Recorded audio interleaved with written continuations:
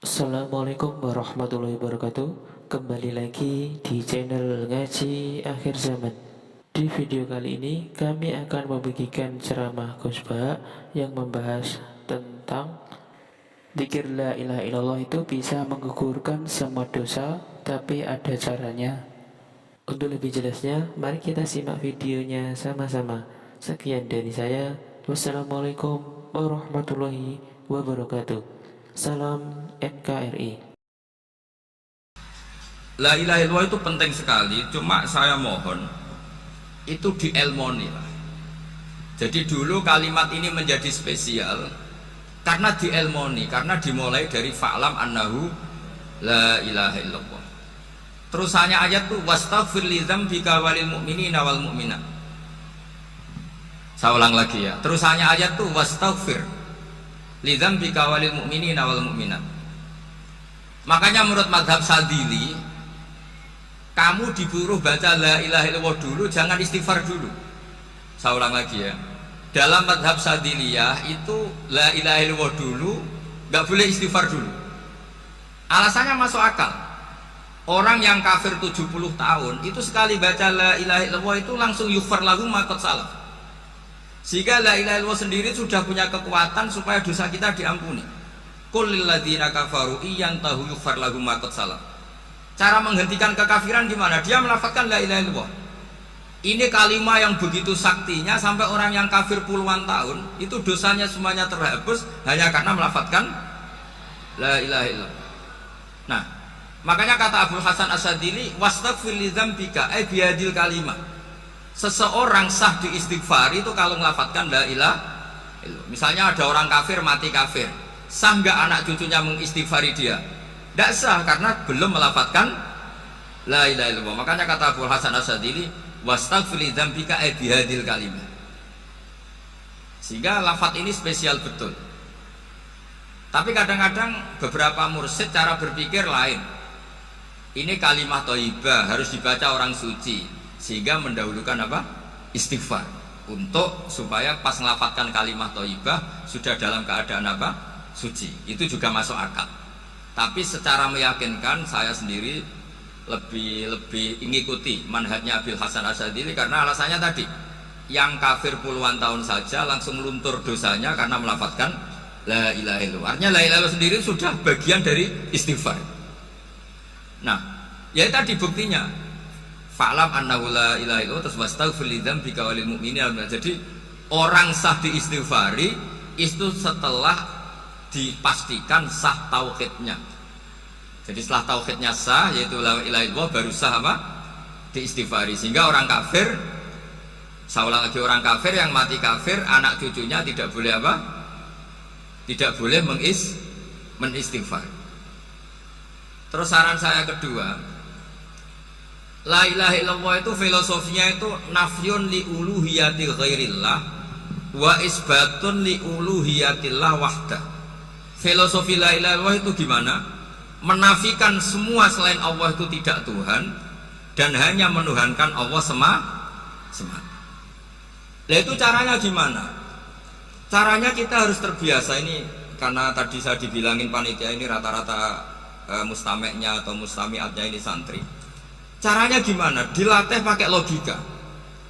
Saya berkali-kali cerita kalau ngaji, saya sekaligus kampanye. Allah itu Tuhan yang begitu fair. Untuk menjadi Tuhan Allah mempersilahkan, ada kualifikasi Tuhan. Jadi boleh dikompetisikan, itu boleh kata Allah. Gak apa-apa kamu ngaku Tuhan gitu, kata Allah. Tapi nak ngaku pangeran itu paling gak ya direputasi lah, ada verifikasinya. Dimulai dari apa? Ya kalau jadi Tuhan itu setidaknya bikin langit bumi lah, aturannya gitu. Jadi kalau daftar bupati ya daftarlah ke KPU. Masa tahu-tahu jadi apa? Tuhan kemudian tidak punya prestasi bikin langit bumi. Sehingga Allah itu cara ngendikan itu ya fair. Qul ara'aytum ma tad'una min dunillah aruni madza khalaqu minal ardi am lahum syirkun fis samawati.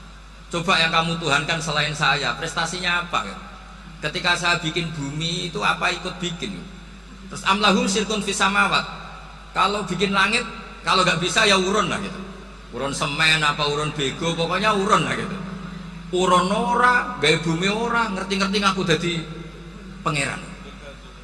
Kul hatu burhanakum. Jadi ya kan ya lucu kan, misalnya syarat kiai di Salafiyah kan keluarga Kiai As'ad, cucunya ngaji ngalim. Orang keluarga Kiai As'ad tuh aku kiai utama di Salafiyah. Oh mesti dipenjara ya. Lah yo gak gawe langit bumi, gak ada prestasi terus ngaku sebagai apa? Tuhan. Sehingga fair. Makanya saya berkali-kali cerita. Jubair bin Mut'im itu punya anak namanya Muhammad. Ini sudah orang alim, Muhammad bin Jubair bin Mut'im. Itu cerita awala Islami Abi. Mut'im itu orang pinter sekali. Saking pinternya dia jadi delegasinya orang Quraisy datang ke Rasulullah sebagai negosiator untuk membebaskan Asra Badrin, tawanan perang apa? Badar. Yang namanya disuruh itu pasti orang pinter. Tapi apa yang terjadi ketika nginep di masjid, karena zaman itu gak ada hotel, nanti jadi geger. Orang musyrik nginep di masjid hukumnya gimana? Pasul masail tok. Zaman itu mau tidak mau, kalau sekarang kan ada hotel, kiai juga punya wisma. Apa yang terjadi? Orang ini cerdas sekali. Dan delalah Nabi pas sholat maghrib itu baca wattur wa kitabim mastur sampai am khalaqus samawati wal ard.